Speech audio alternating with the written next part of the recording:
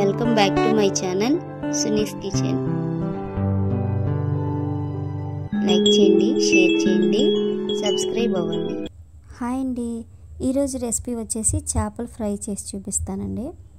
బయట క్రిస్పీగా లోపల సాఫ్ట్గా ఇలా చేసామనుకోండి, పిల్లలు పెద్దలు చక్కగా ఇష్టపడి తింటారు. మనం ఈజీగా కూడా చేసుకోవచ్చు. చాలా టేస్టీగా అయితే ఉంటుంది.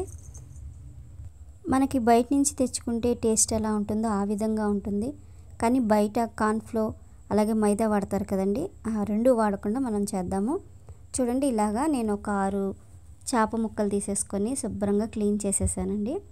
దీన్ని ఉప్పు అలాగే నిమ్మకాయ రసం వేసి కడిగి పెట్టాను. ఇంకా దీంట్లోకి మసాలా తయారు చేసుకుందామండి. ఒక ఖాళీ బౌల్ తీసుకొని 1 స్పూను అల్లం వెల్లుల్లి పేస్ట్ వేసాను. 1 స్పూను ధనియాలు, జీలకర్ర, మెంతులు కలిపి పొడి, మొత్తం కలిపిన పొడి 1 స్పూన్ వేసానండి. 1 అర స్పూను పసుపు వేసాను. 1 స్పూను కారం వేసానండి. కొంచెం కారం కావాలి అనుకుంటే ఇంకొక అర స్పూన్ వేసుకోవచ్చు.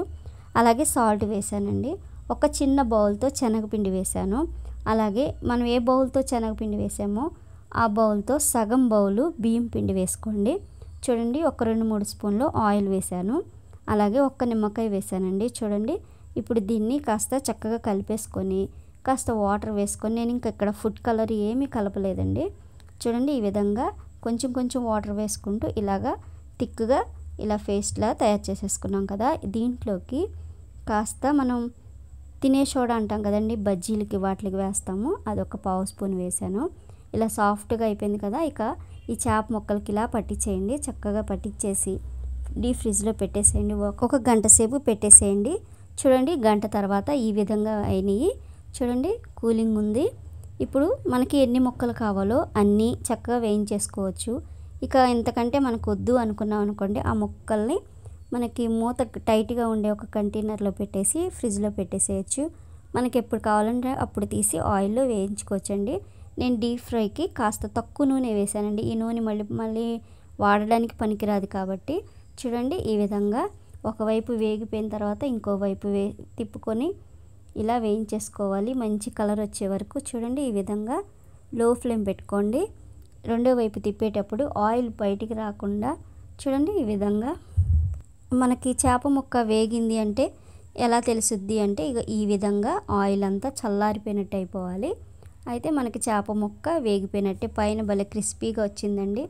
మనకి మైదా అలాగే కార్న్ఫ్లోర్ వేస్తే అలా క్రిస్పీగా వస్తుందో పైన, అలాగా ఈ విధంగా వస్తుంది. ఆయిల్ని ఇలా టిష్యూ పేపర్తో తీసేసి దీనిపైన కాస్త కొత్తిమీర, ఇంకా మీకు మిరియాల పొడి ఉంటే మిరియాల పొడి కూడా చల్లొచ్చు, మసాలా పొడి చల్లొచ్చు.